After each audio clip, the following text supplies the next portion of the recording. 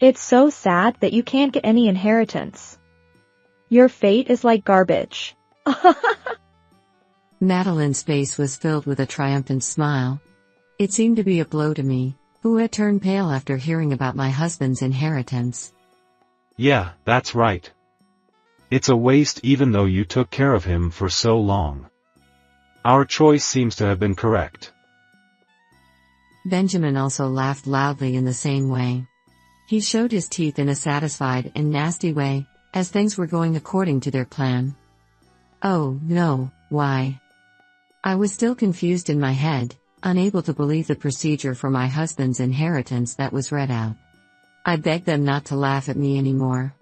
My hands, which I held tightly on my knees, were sweating. My name is Wilma White. I'm 55 years old and work for a real estate company. Originally, I lived with my husband Sebastian and my eldest son's family, but since Sebastian collapsed from a cerebral hemorrhage a year ago, I have been living with my husband while I took care of him. My eldest son's family escaped from the house early on, saying they didn't want to take care of my husband.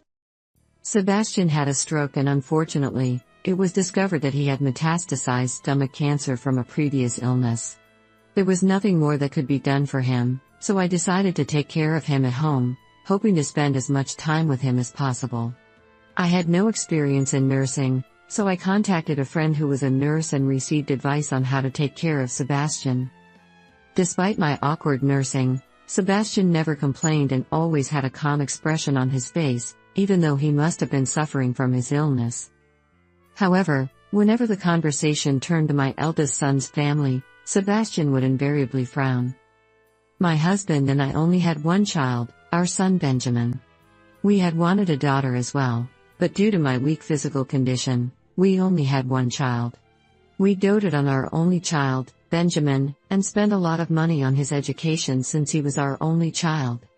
Unfortunately, Benjamin was not very bright and after graduating from high school, he became a truck driver. Although I had hoped that he would go to university and work for a bigger company, I realized that it was his choice and that I shouldn't force him to do something he didn't want to do. It would be cruel to force him to study. Perhaps because he was an only child, Benjamin was a bit spoiled. He didn't clean up his room or put away his clothes, and he was sloppy. He probably thought that if he asked, his parents would do anything for him, and even when he was warned, he ignored it. It's true that my husband and I may have spoiled him a little because he was our only child, but I sighed every time I saw his bad habits, which never improved even after he became an adult. I thought Benjamin would get married late because of his personality, but I was wrong. 5 years ago, when Benjamin was 25 years old, he married Madeline, who was 1 year younger than him. I don't know what attracted Benjamin to her, but Madeline was a flashy woman with bright red nails, so I wasn't surprised. And this eldest son's family has been messing up my life. When Benjamin got married, it was something I didn't expect.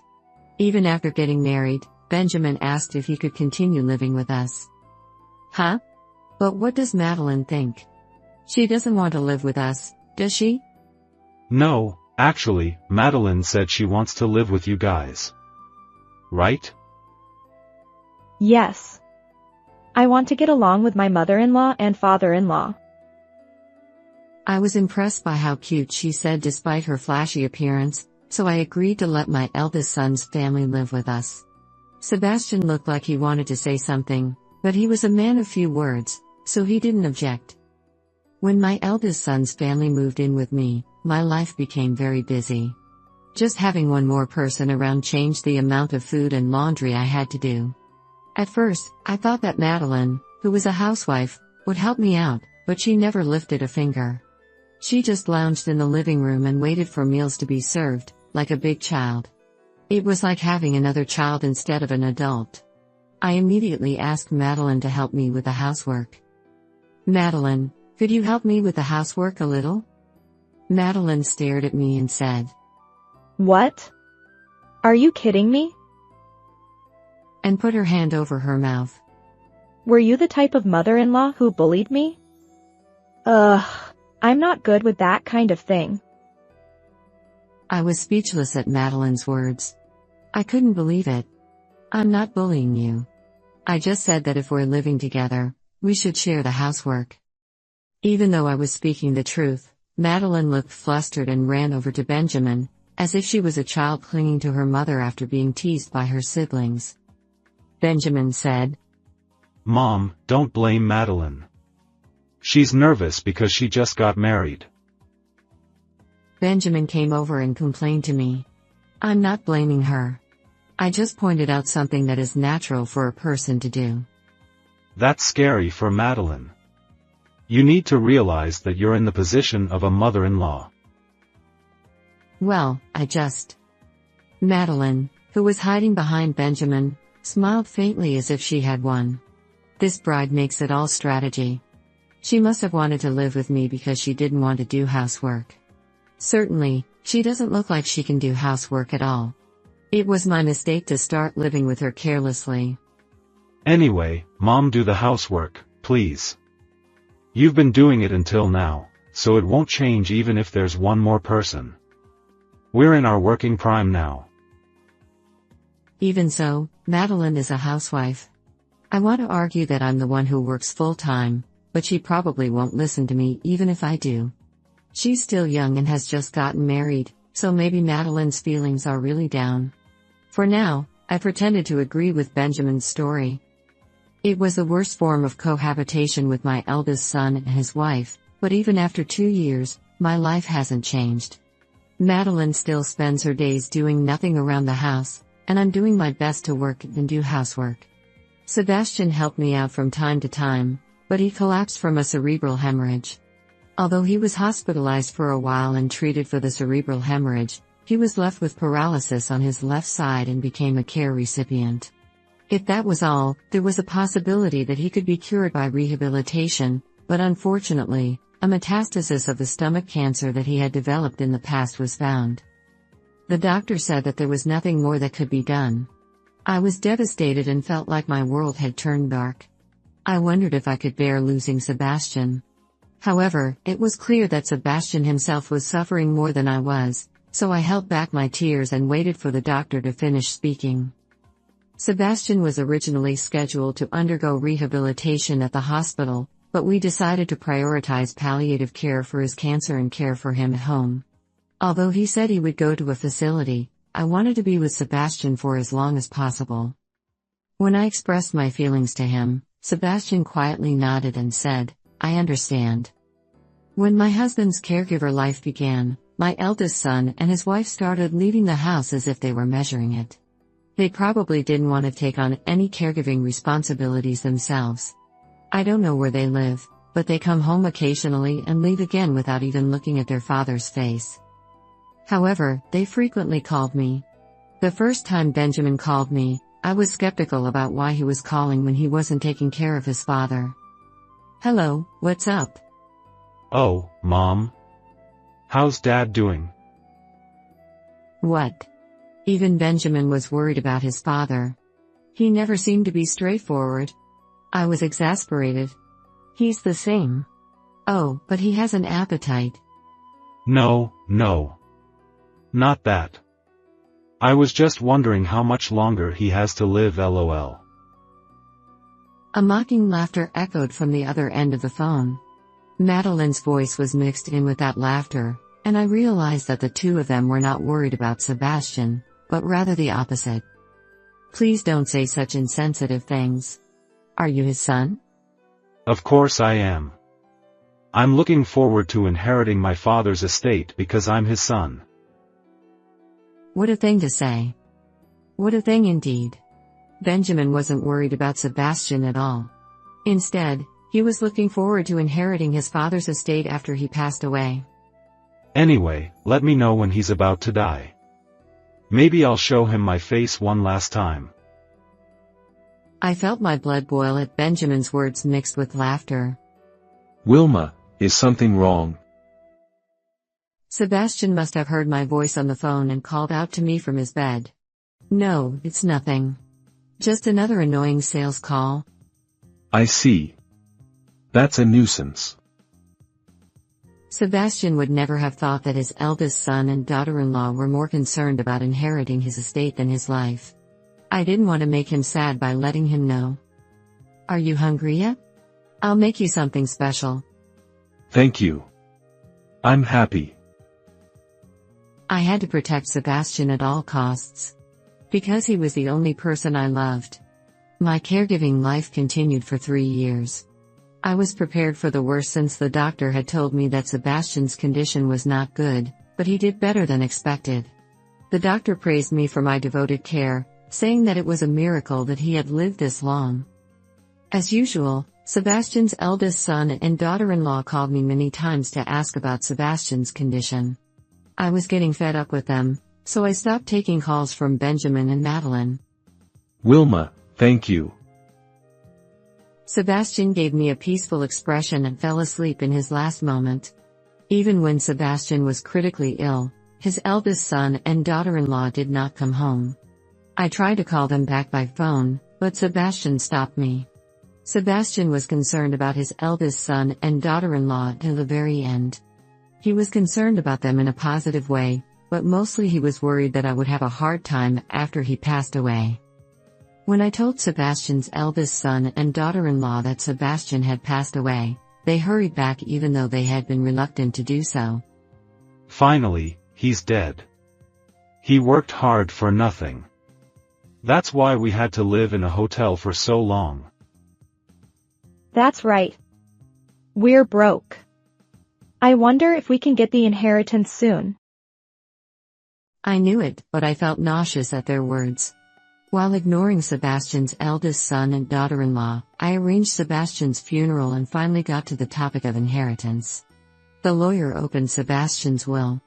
Sebastian's eldest son and daughter-in-law were waiting eagerly for the contents to be read. I swallowed hard.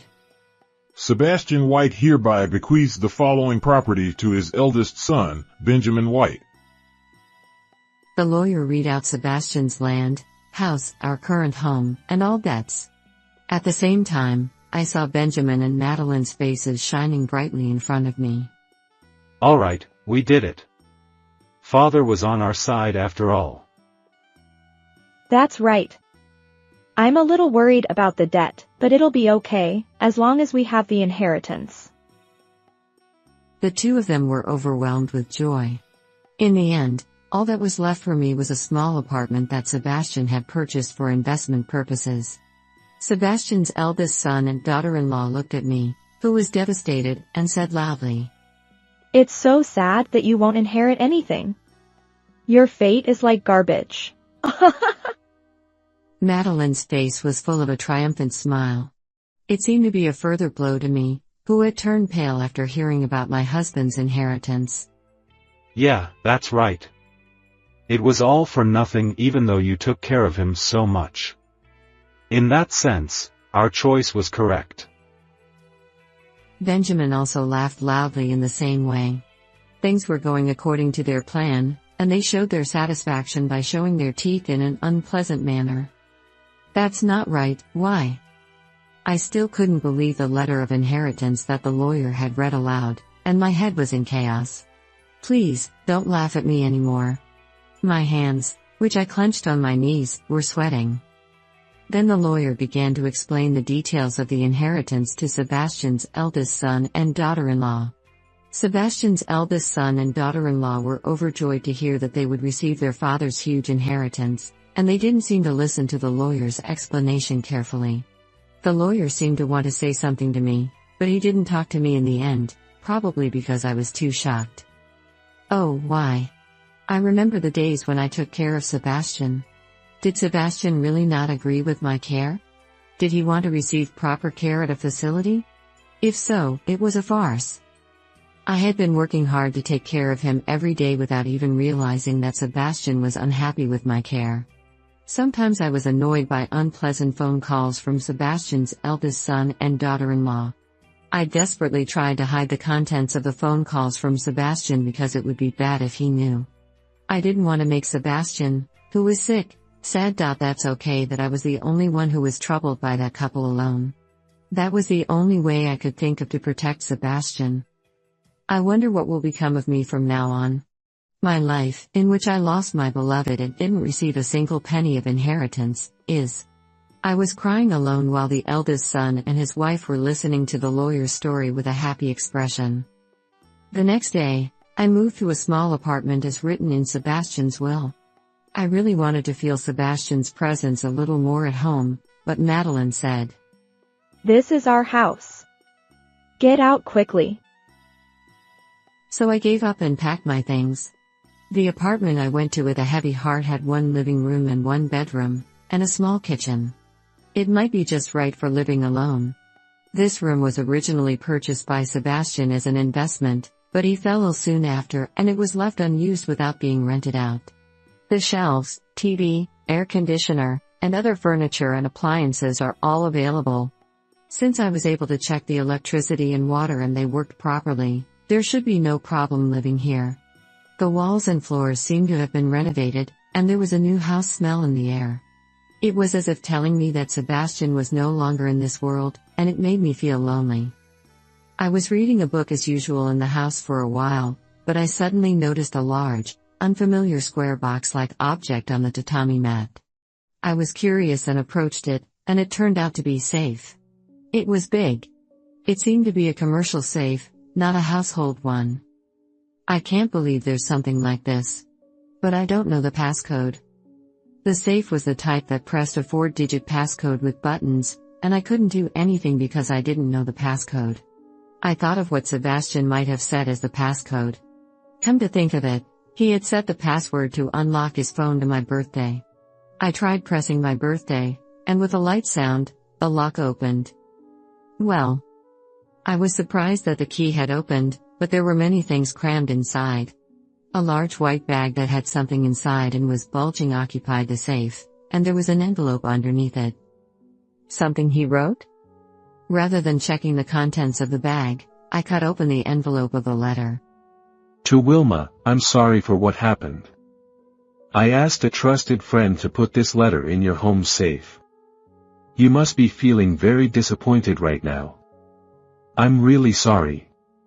Please bear with my excuse for a little while. Sebastian first apologized for leaving me behind and not being able to leave anything but a small apartment. I felt as if Sebastian was right in front of me and read on intently. I couldn't do anything when I saw Benjamin and Madeline saying terrible things to you and forcing you to do housework. I was angry, but I often came home late from work and was too tired to scold them when I got home. I'm really sorry. If I were gone, those two might do even worse things to you. That was my only worry, and I was worried about what to do every day. I see. I had been desperately hiding the contents of the heartless phone calls from Sebastian's eldest son and daughter-in-law so that Sebastian wouldn't know, but Sebastian was worried about their tyranny. Finally, I came up with a strategy. Inheritance. In that will, I gave almost all of the inheritance to Benjamin and nothing to you except for the apartment. You must have been disappointed. But listen. What Benjamin inherited is almost worthless, just junk. What? What does that mean? Benjamin should have received all of Sebastian's fixed assets. In other words, all of Sebastian's property. And that's junk? Ask Benjamin for details. He'll probably call you angry anyway. But more importantly, I've entrusted you with all of my property. You may have already seen it because I put it in the safe. That's the only way I can think of to protect you right now. I really wanted to be with you and live together longer. But I've already been called away, so I just wanted to thank you for supporting me and taking care of me until now. Thank you, Wilma. I've always loved you. My vision was blurred with tears. Tears fell on the letter, and Sebastian's handwriting was blurred. I took out a white bag with trembling hands and opened it. There were countless bundles of $100 bills inside. The total amount might be hundreds of thousands or even millions of dollars. If I were to live alone, it would be more than enough money for me. Thank you, I said. I held Sebastian's letter tightly in front of my chest and cried until my tears ran dry. A few days passed. Thanks to Sebastian's inheritance, I was able to spend my days peacefully. I returned to work after taking a break for caregiving and was enjoying my fulfilling days. Then, on a Sunday afternoon 2 weeks after moving into this house, my smartphone rang. I looked at the screen to see who it was, and my heart skipped a beat when I saw the name Benjamin. As Sebastian's letter had said, Benjamin was calling me. "It's okay, I have Sebastian with me." I answered the phone calmly, no matter what he said. "Hello, it's me." Mom. Where are you now? "In the apartment your father gave me." That rundown apartment. How can you live there? "Well, it's okay. How about you? You moved to a big house, right? Is it comfortable?" My eldest son and his wife should be living in the big house they inherited from Sebastian, but they must have realized that the house was worth nothing. The person on the phone changed from Benjamin to Madeline. What's going on with this? This house is so dilapidated, moldy, and there are bugs everywhere. It's disgusting. I can't sleep here. Madeline's screams from the other end of the phone told me how bad the house was. Then, it seemed that Benjamin took the phone again and kindly told me about their situation. Father's inheritance is all junk.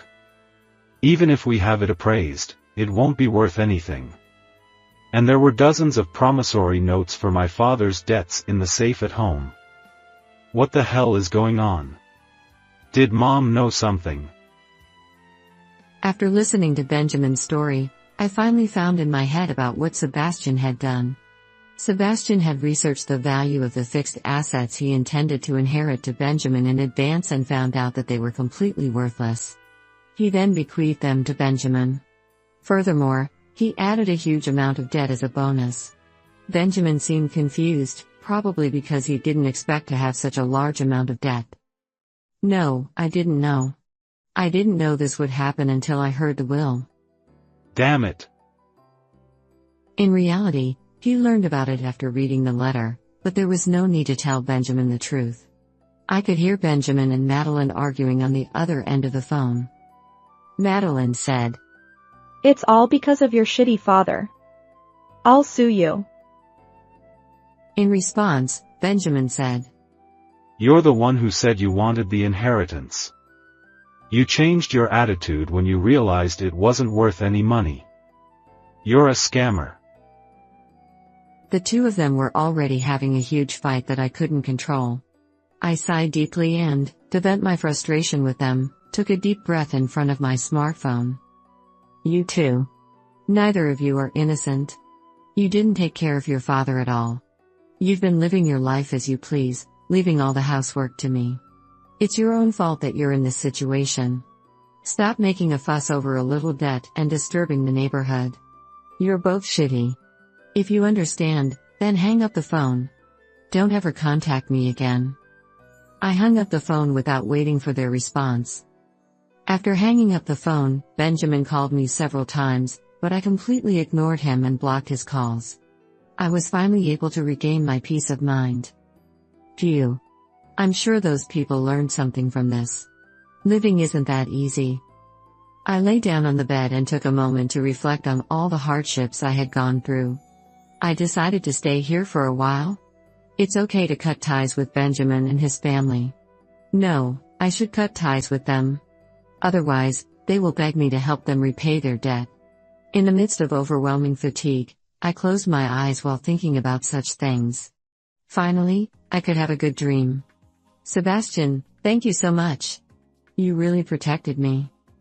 After that, I cut ties with Benjamin as planned and finally obtained a free life. When was the last time I could live without taking care of others? Of course, taking care of Sebastian was not a burden at all. If possible, I wanted to live alone with Sebastian, but there was nothing I could do about it. Now, I have no choice but to move forward. Benjamin and Madeline are now working hard all day long to repay their debts. Even the sloppy Madeline is working, so they must be under considerable pressure. My colleague's son works at the same workplace as Benjamin, and he seems to be surprised by Benjamin's appearance, which is getting worse day by day. However, Benjamin is said to be sarcastically praised at work for being so worn out and not fighting back against his superiors. Madeline is stressed out from her unfamiliar job and has been binge eating and drinking to relieve it. She has gained about 44 pounds in just 6 months. A friend of mine who happened to see Madeline told me about it. Her youthfulness seems to have disappeared somewhere, and she walks dragging her heavy body. But I don't feel sorry for her. It's all the result of her own actions. I don't care about it. Well, let's go to work today. Recently, more and more subordinates at work rely on me, and I find it more enjoyable to work. I'm still active. As long as my body is healthy, I'll do my best to contribute to society. I saw Sebastian's photo and said, I'm going now. How was this story? Please subscribe to the channel. See you in the next video.